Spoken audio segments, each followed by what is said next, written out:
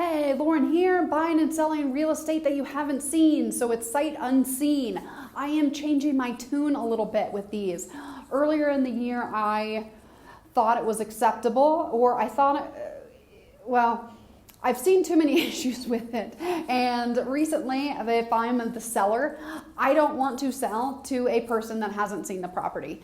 Unless they know a lot about the property, they've seen like the streets, they've seen the units, but there's too many issues coming up in the inspection or in the entire process. I'm seeing an inordinate amount of deals falling through. Maybe that's a little bit aggressive wording right there.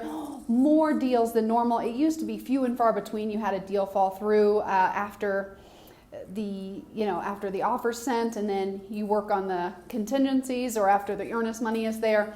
However, I'm seeing more issues with properties that are sight unseen, and as a seller's agent, I don't think I'm going to accept. I do not like accepting these offers, and the reason is I didn't think it was going to be a big issue, and then I realized that most people don't buy and sell 5+ homes a year, and in the residential real estate, it's so personal. It's not just being an investor, because that's where I kind of conflict a little bit, because I'm like, oh, I could buy and sell a house, and I don't even care what it looks like. I just care about the numbers. I mean, I care about what it looks like, but it's all about the numbers, so I can buy something sight unseen and not have an issue with it. However, that's not my personal residence, and you better believe that a personal residence is so emotional and so personal that doing something sight unseen can create a lot of uncertainty. And I'm not really advising my sellers right now to accept sight unseen and if they have other offers, because there's just too many wild cards in the deal. You don't know if they're going to get cold feet. They're going to decide that they don't like the house anymore because there's not a huge emotional connection that tends to keep driving the deal forward. And there's a few exceptions that I would accept. Is one, they really want this neighborhood and they don't care what the house looks like. They've been looking at it for years and they can't get anything, or they've lost 2 offers and they just saw the neighbor's house, or it's a condo complex. They know what the floor plan is. They know what it looks like.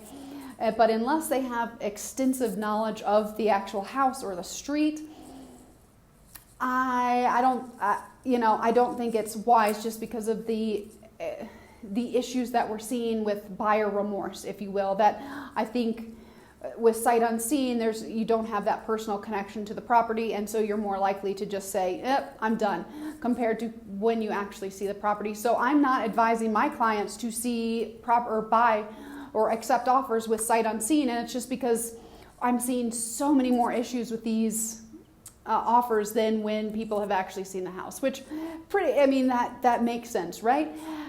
But some things we've got to do with COVID and some things not, and it's just really hard to accept an offer with sight unseen to someone that's buying it as a personal residence. Investment property, sure, that their exceptions can be made, but that is my 2 cents. If I'm a seller's agent, I am not going to advise for sight unseen. There's just too many uncertainties in the entire transaction, and there's no emotional pull, or the emotional pull that tends to drive deals to the completion, because let's just say they don't always go smooth. There's going to be some back and forth, and unless there's that emotional connection to that property, it's easier to walk. And so I'm seeing, and I don't know if that's the reason why I'm seeing more people walk, but whatever it is, I don't like it, and so I don't advise